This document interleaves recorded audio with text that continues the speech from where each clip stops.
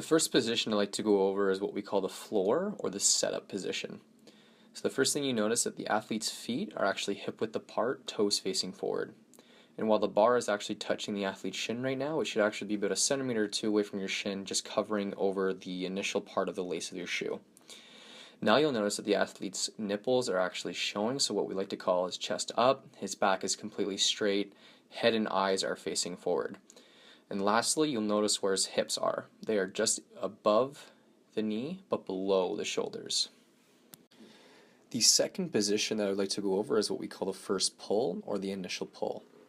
I would argue that this is the most complex portion or segment of the snatch, as there are a lot of variables that we look for when cueing this position.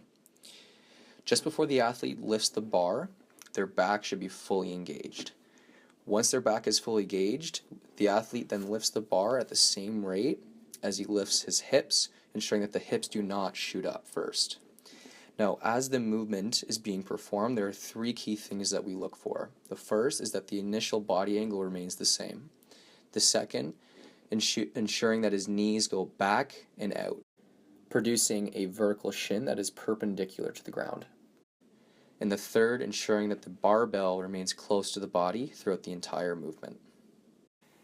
The third position I'd like to go over is what we call the second pull. And there are three main components of this pull that we look for when the athlete's performing it. The first would be that as the athlete brings the bar to full extension, they are only engaging their back to do this and not their hips. And the second would be as they're performing this portion of the snatch, the torso transitions to a vertical positioning and the shoulders still remain over the barbell until the end of the transition. And then the third thing that we look for is to ensure that the bar is still close to the athlete's body, almost in contact or direct contact with their thighs. The fourth position I'd like to go over is what we call the third pull and extension. Building upon the last position we just discussed, the athlete is going to continue to bring the bar to full extension by actively engaging their back and not using their hips to bring the bar to this position.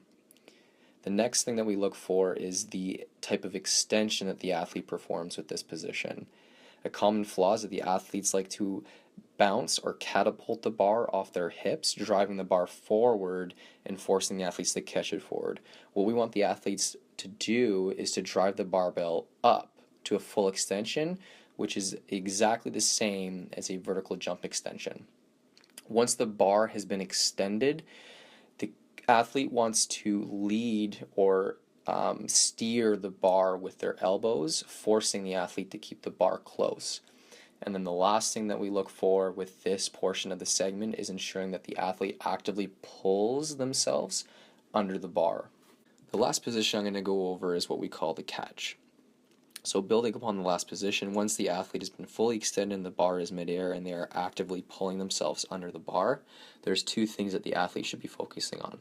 The first would be the transition from their jumping stance, which is hip width, to their squat stance, or what we call the catch stance, which is a fast shuffle and not a jump. The next thing we want to be focusing on is the active shoulder position, which is actively pressing through the bar into the position where their armpits are showing and elbows are directly facing down towards the floor and actively raising the rib cage without compromising their torso positioning. As soon as the bar has been catched by the athlete, you want to place emphasis on them finding their balance before standing up or initiating the squat. I would now like to discuss some of the most common snatch variations. The first is the full snatch, which is what we just went over in a significant amount of detail, pulling from the ground and catching it in a full overhead squat position.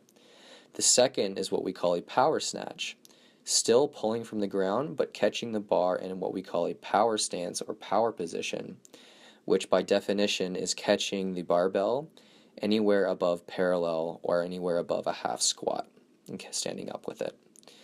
The third variation is what we call the hang snatch, which is bringing the bar to mid-thigh and then fully extending, catching the bar in a full overhead squat position. And the last variation I'd like to go over is what we call the hang power snatch, which is bringing the bar to mid-thigh, fully extending, and then catching the bar in the power stance or power position. I would like to point out that there are many more snatch variations, but due to the lack of time, I'll only discuss these four main ones.